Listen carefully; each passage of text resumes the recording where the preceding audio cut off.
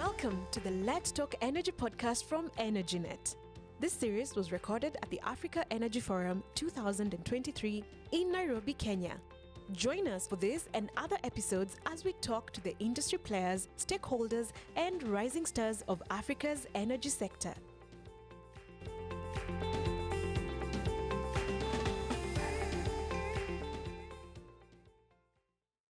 Okay, I am Tony Tiyou, CEO of Renewables in Africa. So what we do is raising awareness about renewables energy in Africa and across the world.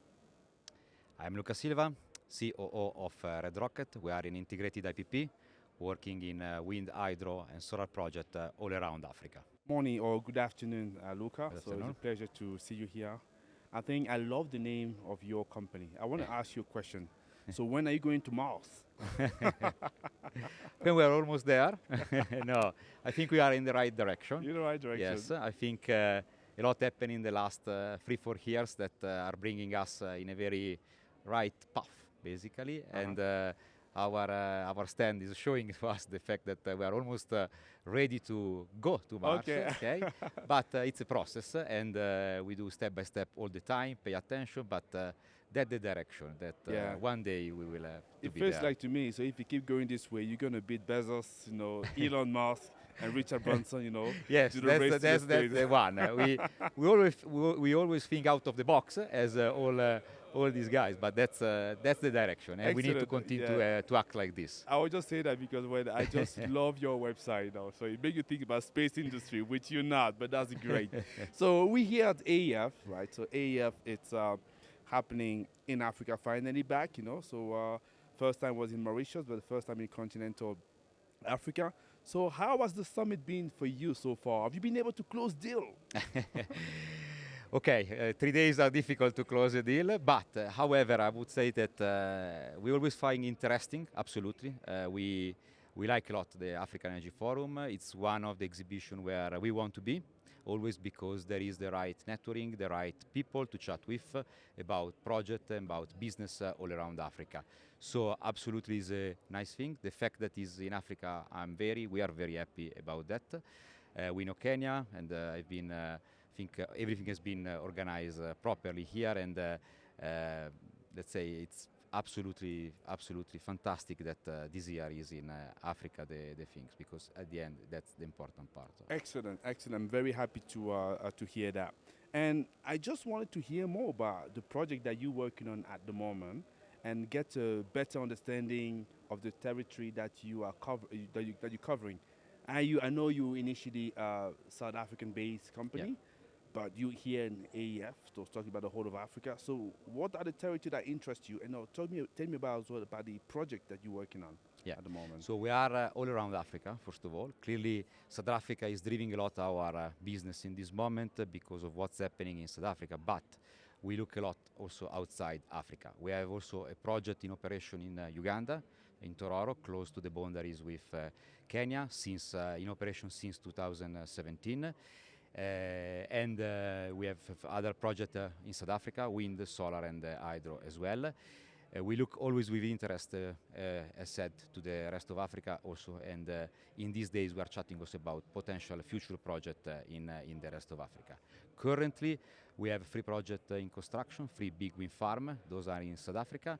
It's for an overall of 400 megawatts. So that's is what there is in construction, but also we have a lot of other projects in our pipeline that are going to reach financial close very soon, and reaching also after that started the construction phase for them.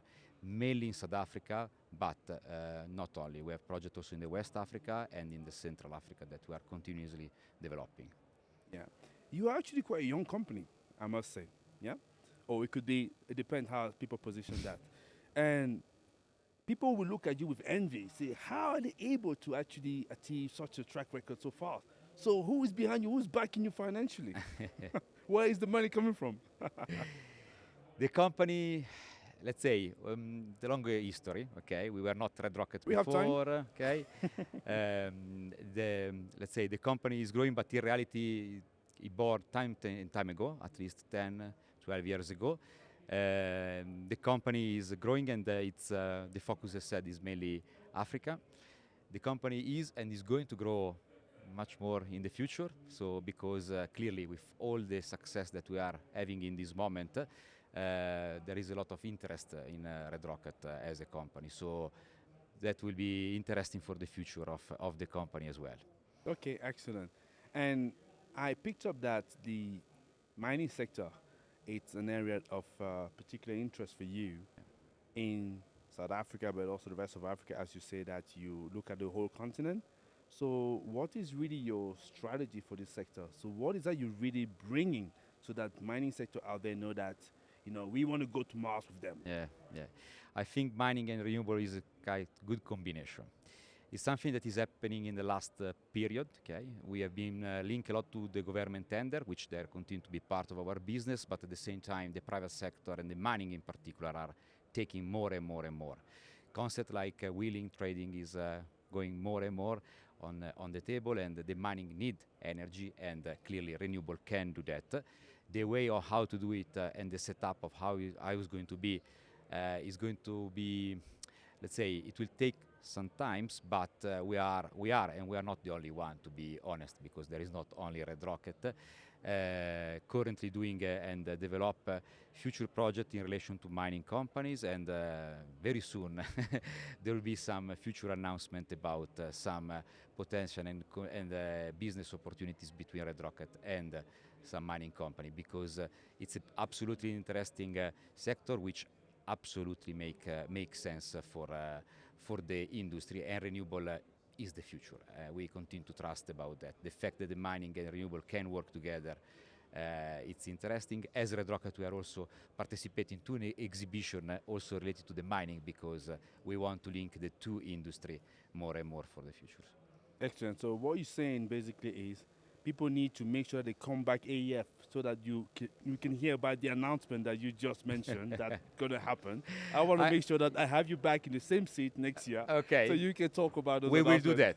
I hope it's not only one, it's more than one, okay, because that will mean that what we are doing is good. Okay, but it's not only Red Rocket, it's going around. So I think it's good for the industry on the both sides. Yeah. And makes sense. Yeah. And let me ask you a question, because you seem to be a perfect example, but there's still noise people out there that say that renewable can't drive heavy industry. So I'd like to take your point of view of that. I know we're talking about gas. We have nothing against gas, but what is your position? Can renewable really drive those heavy industry? That's a big question. Renewable can help a lot, let's say like this. There are a lot of sources in Africa. Sun and the wind and the hydro are absolutely part of it. Clearly the renewable has some limitation in some aspect, because there is no continuously production all the time, but batteries are coming at the same time. The cost of wind and solar are decreasing constantly. So for me they will play a big role, and they will be a big part of the overall concept that you mentioned. Clearly it will take time, but it's in the right direction, because that is the future, and it has to be the future also for the next generation. That is probably one of the messages that has to be important for all the new generation, and I'm very happy to see a lot of young people also here trying to have interest in the renewable energy world. Okay, so definitely we're going to come back to the young people aspect. I think I'm sure this is something as a responsible company you are looking at. So the sector, so we're talking about renewables here, so especially being an IPP.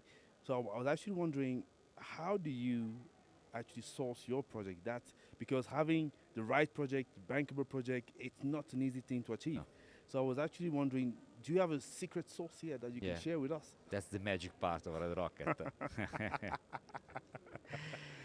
Yes, so that's the experience.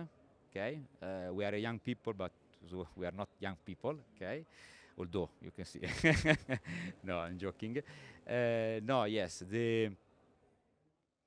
it's experience and the fact that we're not only an integrated IPP. We know the risks of this project in terms of construction, in terms of operation, and that gives us that overall understanding of which kind of risks we need to take to win a tender or to reach financial close. We currently reach, and I want to emphasize this very recently, 3 months ago, referring to the free project in construction that we have in South Africa, it has been a challenge to close them because it was in a very particular time with also the Ukraine war that created a lot of increasing of the cost. But in all of this mix of the situation, we close it. So that for us, it's an absolutely important milestone that I think the people recognize to us, as you correctly mentioned. So it's a mix of things. It's the fact that probably we're going, but we pay attention to every detail, and we have to take our risks, but we take them in a cautious way, knowing how we will have to manage these risks when the project will go in construction and in operation.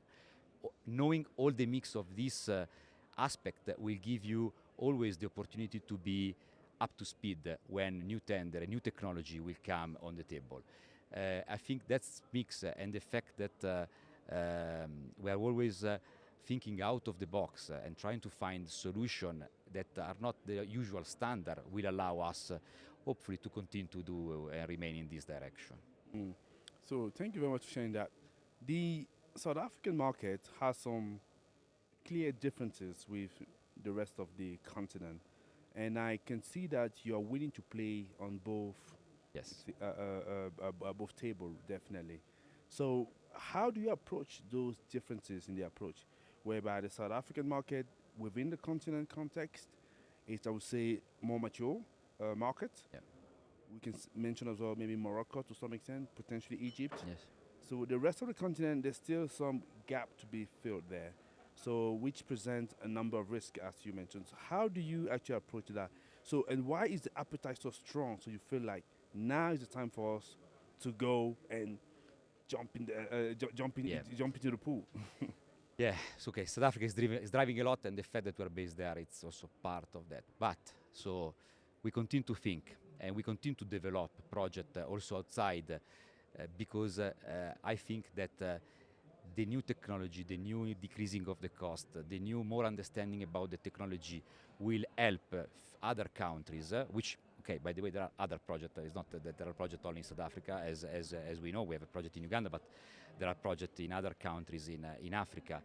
All this direction, this trajectory will have to unlock potential future opportunity, which other government will try to tackle. We have a project in Zambia, for example, where we are trying to develop. It's a 60 megawatt project.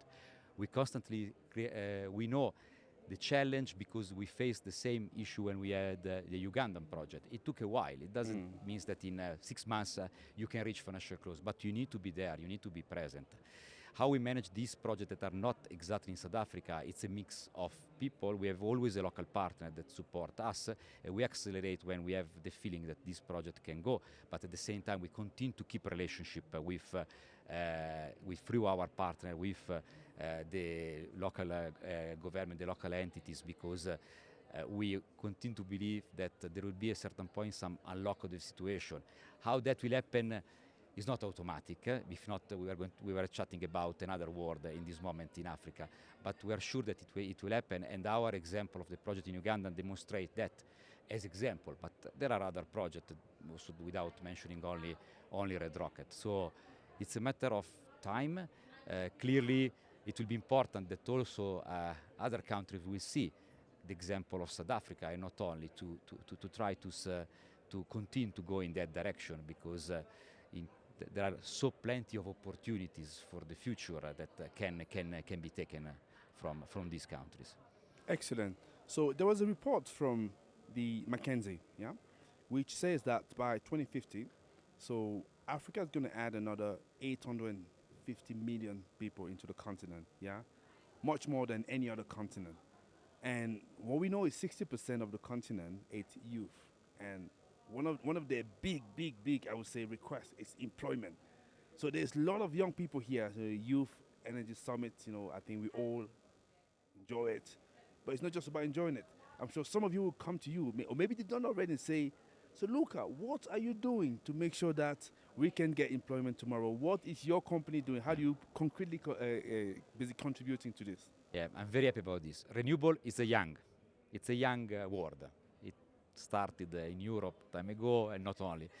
and is growing and growing. And the interest of the people and the young people, it's absolutely important. What Red Rocket is doing for that? We are acting in different aspects. Okay, we have our office in Cape Town, where we have a lot of young people that are part of it, where we develop job rotation in the company to increase the expertise in different technologies, so wind, hydro, and solar. So I want to emphasize this because not a lot of IPP has different technology, is a multi-technology as we are. Battery storage is another one. On top of that, we operate our plant. Okay? And when we operate our plant, in general, we chat a lot with the community that is around those one. Let's go to the example of Tororo, because I like a lot that plant. I can give a lot also of example of what we do in South Africa, very easy, but I like because we are very close to Uganda to emphasize that. So our team in Tororo, it's done by a mix of senior people, but also young people. And we try also to work with a close school that we built during construction, also the power plant, to try to bring the people as much as possible link to our power plant.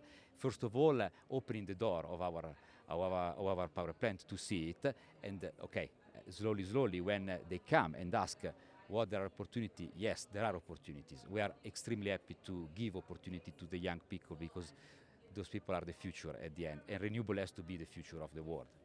Okay, excellent. That's a great response. I'm sure they'll be happy to hear about that. So you are a young company, as I say, so you celebrate your 3rd year anniversary. I know obviously you were linked to another company before, but let's say as a Red Rocket entity, you relatively young company.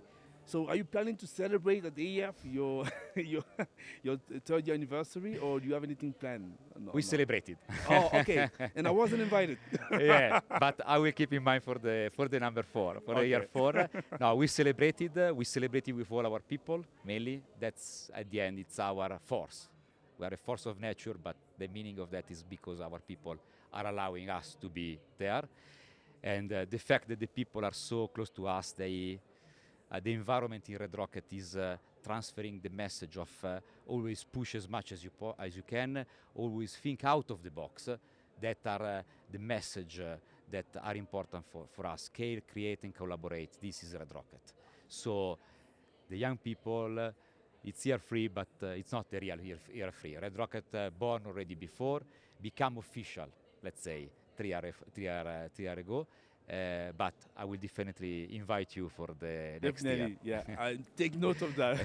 So last 2 questions for you. So I know you kind of mentioned a little bit about that, but I just wanted to focus the question on that because I could see really the passion for the continent here.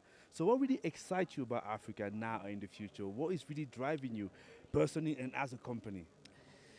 I like Africa, so I've been in Africa for the last 10 years personally, and I continue to enjoy. I travel a lot. It's a part of my work, and this is the part that enjoy what I do and all the people. I think Africa has a lot of opportunities. That's the thing.